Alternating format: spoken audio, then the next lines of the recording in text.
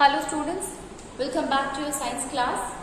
So students, in the previous class, in the chapter that is why do we fall ill, we have seen that what are the means of spread of infection, how the infection is spread through water, through air, or through physical contact, through sexual contact, or even through food articles, or through insect or mosquitoes, or these are some of the means by which the disease gets spread from a healthy person to from an infected person to that of the healthy person. Okay, we have also seen that what are these different types of diseases which can be spread by these means, students.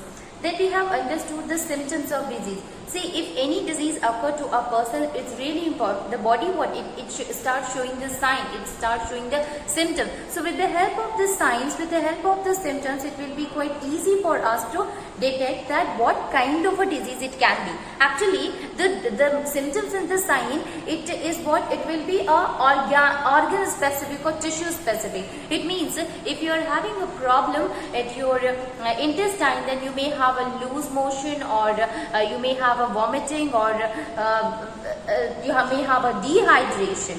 Okay, so or if you are having any problem in your in that of the liver, then what happens? The swelling of the liver will will be not able to digest, so it can be Japanese encephalitis. Then in a high fever, sweating is there, students. So this can be because of malaria. So these are some of the signs. Because of that, we will be able to understand that what is that particular organ, a particular tissue where the problem is there, and on the basis of that we are able to prevent that. Now let us try to understand about the principle. What are the two different types of a principle of treatment of these diseases?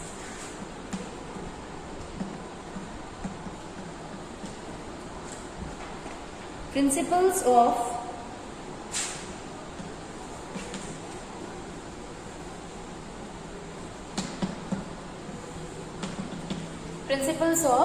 treatment. Okay, there are two principles which is involved basically in the treatment of the infectious diseases, and these principles are to reduce or to stop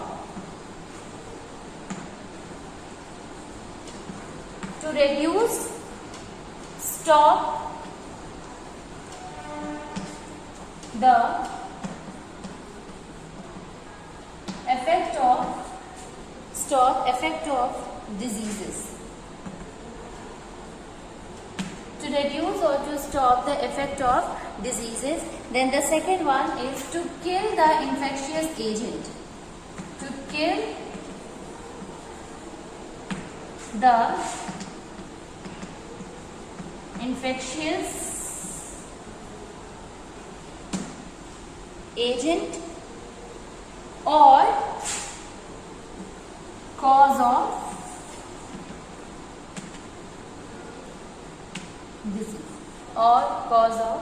disease. So the first thing that to reduce or stop the effect of disease, and second one to kill the infectious agent or the cause of diseases, students. This is the two methods by which we are able to treat anything. Let us try to understand both of them one by one. The first one is to reduce or to stop the effect of the disease.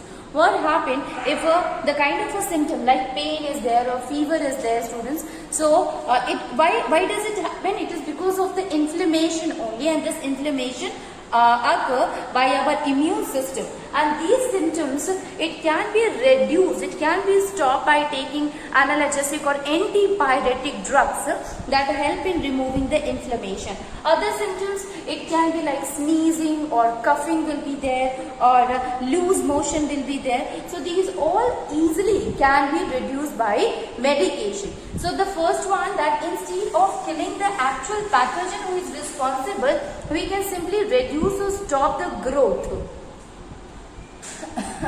So the symptoms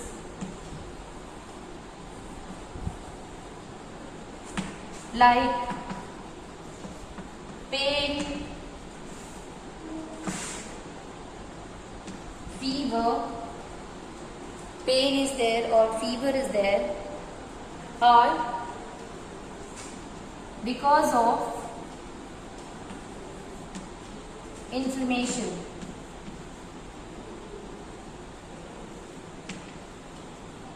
Because of inflammation, and the inflammation is because the immune system which attack on the microbes, and these symptoms, what this can be reduced,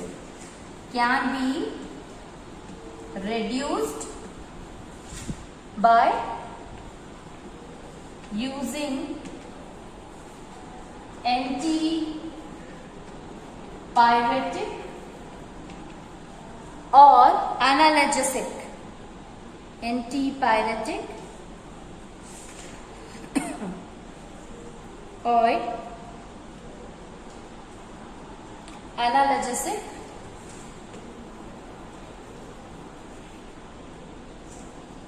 drugs. Analgesic drug. So antipyretic or analgesic drugs, these when consumed will help in reducing the inflammation, will help in reducing the symptoms here. The other symptoms can also occur along with it, and that is not only fever or pain, it can be cough or coughing, then sneezing, then vomiting, then loose motion,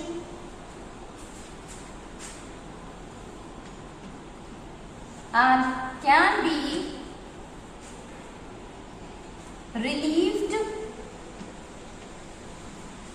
by medication. Okay, by using proper medication, it will be easy for us to relieve it. Okay, it can be reduced. Second one is, the second principle of treatment is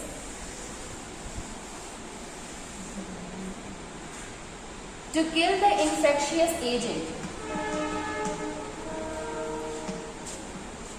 To kill the infectious agent, to kill the infectious agents or cause of disease. What happened here? See, in the first case we are simply reducing the inflammation, we are simply stop or reducing the attack of the microbes here. Okay, we are simply reducing the symptoms. But actually if you want to, we are not going to only reduce, but we have to kill the microbes. That is really a permanent solution for any kind of a disease. And for that we must take a chemical treatment. Chemical treatment, we must use the medicines like that of antibiotic, which is good for the fungi or the bacteria, or antivirus, which help in killing the virus. Okay, so basically it is important to kill the microbes by taking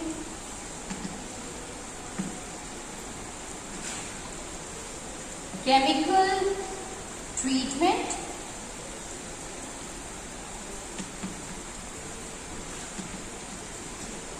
in the form of drugs or medicines.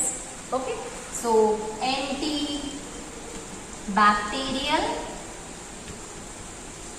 or antiviral.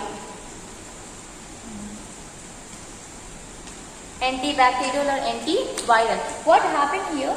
See, in case of an antibacterial like bacteria or fungi, basically when we take the antibacterial medicine or antiviral, so it helps in blocking the metabolism of the bacteria or that of the fungi. See, antibacteria is there to kill the bacteria or fungi only. So it helps in blocking the metabolism. So to survive in a living organism or to replicate, means what happened when it entered into the living organism, starts replicating. Okay, so if we will block, if we will stop the metabolism, the biological metabolism which undergoes in that of the bacteria or in that of the microbes, it will be easy for us to stop the spread of the disease. Okay, which occur because of this pathogen. Okay, so here we used to kill the microbes. We used to kill the microbes by the use of the drugs which develop to block the metabolism of the bacteria, metabolism of the protozoa or fungi. Here, one thing we must know, and that is antiviral. It is quite difficult to make antiviral, student, and the reason is that viruses are what, they do not have any cellular machinery. It means their metabolism keeps on changing. Okay, so it will be quite difficult to understand the metabolism of the viruses, and ultimately it will be quite difficult to make an antivirus easily. So, viruses have no cellular machinery.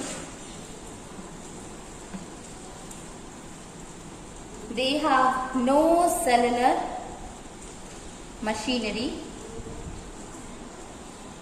So, have very few biochemical reaction.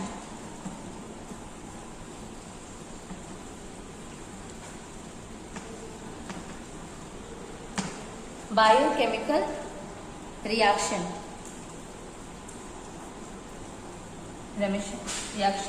of the own. Okay, so due to limited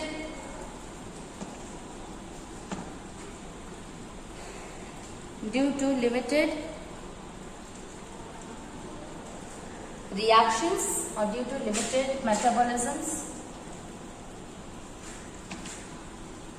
it is quite difficult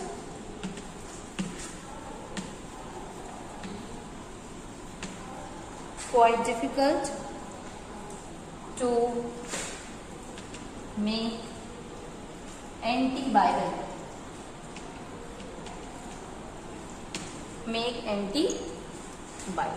Okay, these are what, student, these are the principles of the treatment. There are two methods. First of all, we can reduce it, and the second one is we can kill the microbes or the bacteria or pathogens. Okay, now let us try to understand that how we can prevent it, and for that again there is a principle for prevention.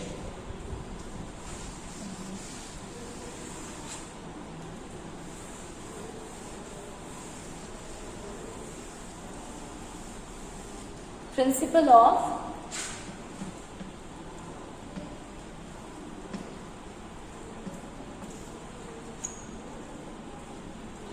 so here why there is a need of a prevention, students. See, because of a chronic disease. See, if this is an acute disease, it can be easily cured because it will be there for short period of a time. But if it is a chronic disease and it will occur for a longer period of a time, then there is a lot of impact can be seen in the body. So what are the three limitations are there, students, while making a person a disease-free treatment, or while making a person who is suffering from an infectious disease to become a disease-free? The first limitation and shortcoming can occur that the first one is that the diseased person may become disease-free. The person who is already having the disease may become disease-free, but sometimes any of the organ of the person may damage or may not working. So, sometimes the organ may permanently damage.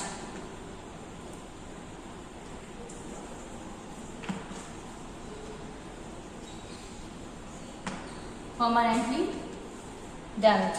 The second one is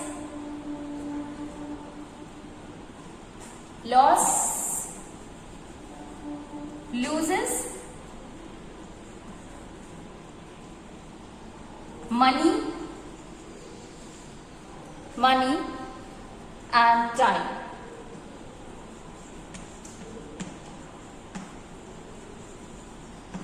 Money and time both.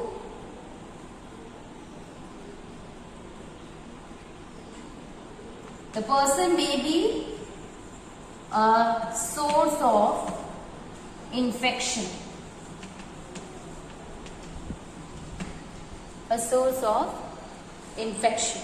So, here we can say that sometimes what happened, maybe the person who is already having disease may become disease free, but the organ may be permanently damaged or do not work.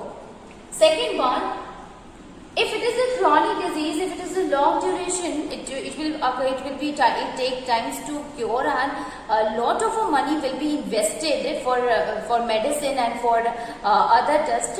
So due to which the person may lose a lot of money as well as time both. Then maybe the person who is infectious is what? It is what? He will be the source of a infectious disease for the other also who comes in contact with the infected person. So these are the shortcomings, these are the limitations of a person who is suffering from a disease. So it is really important to prevent disease. We know that the prevention is better than cure.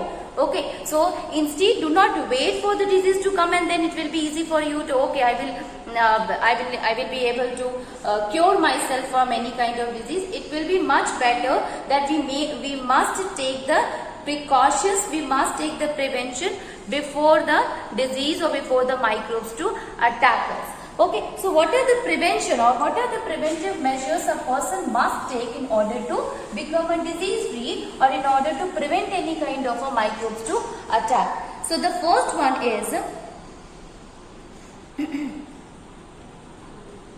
providing living condition.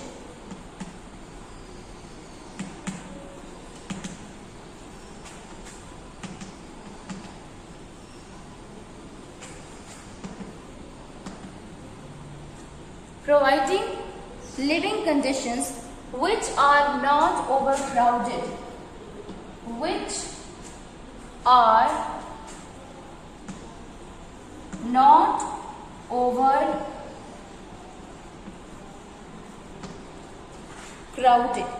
not overcrowded. So we must provide a living condition in which the condition must be hygienic, and it can be hygienic if it will be less crowded. So we must provide a person a good living condition, good hygienic condition which will be more spacious. And the reason is one more thing, that if one of the person will get affected, if it is an overcrowded place, so it will be very easy for the infection to be spread there. Okay, so we must provide a proper living condition to the person, as well as that living condition includes that it may not be the overcrowded. Then providing safe drinking water.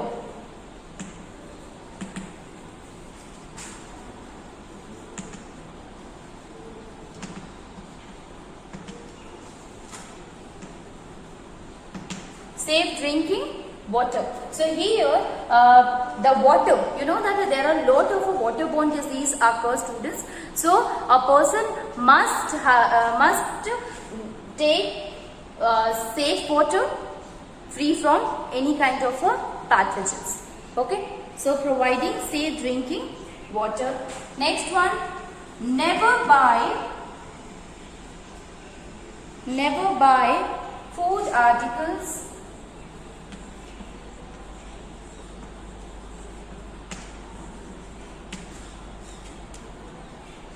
which are sold roadside.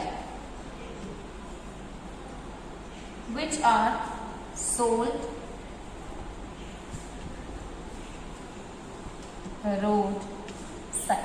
But why we should not take the food article which is present in a stall or which is sold at the roadside? It is because it is open one. So what happened? Mosquitoes or that of the house flies who used to sit on an unhygienic condition or a human excreta or animal excreta carrying through. What happened when they sit on an unhygienic condition or a heap of a garbage or an excreta? So the microbes which is present on it, the harmful microbes which is present on it will stick to the body of these insects, and when the house flies or when the flies or the insects, they sit on the food articles which is open where near that of the roadside, then if we were going to consume such kind of food, that will causes a disease to us.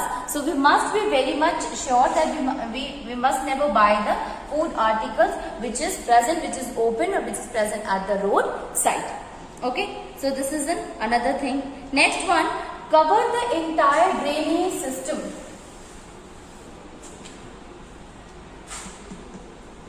Cover the entire drainage system. So drainage system is what, student? The drain is what? The waste water. And if it is a waste water consisting a lot of harmful things, so obviously microbes will came out of it, and if it will be not open, that will create a very unhygienic condition because the microbes will be present in the environment or nearby the drain. Okay, so if the person will going to inhale, that will cause a lot of disease to the person. Destroy mosquito breeding place.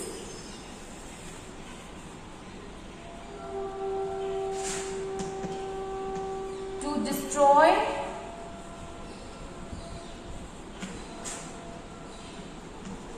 mosquito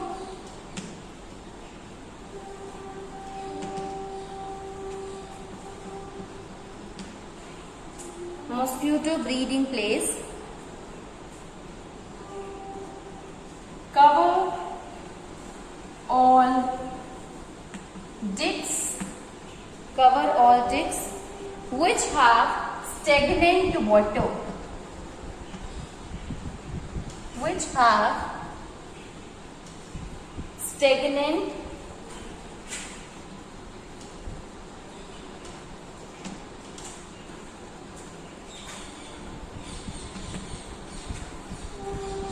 to destroy the mosquito breeding place, cover all the diks. Obviously, if there will be dik, water will get collected there, and that will be a good place for the mosquito to breed. And that's why it is written which have a stagnant water. Stagnant water means collected water.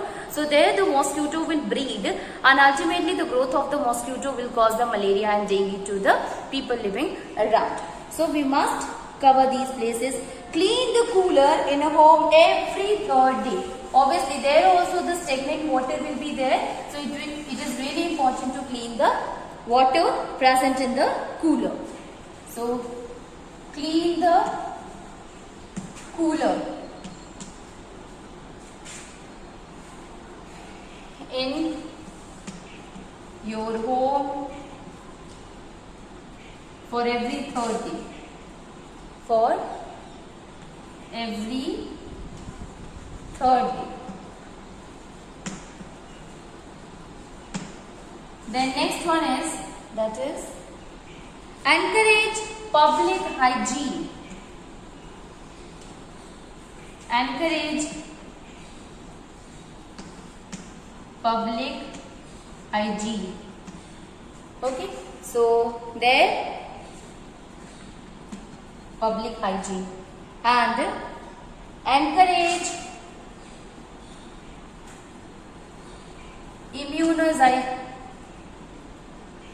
immunization of children. Immunization of children. We must encourage the people, we must educate the people about immunization, that how vaccination is really important to give immunity to the children. Okay, so immunization is also very important. And government has planned a lot of government has organized a lot of lot of immunization program. We must make the people aware of that.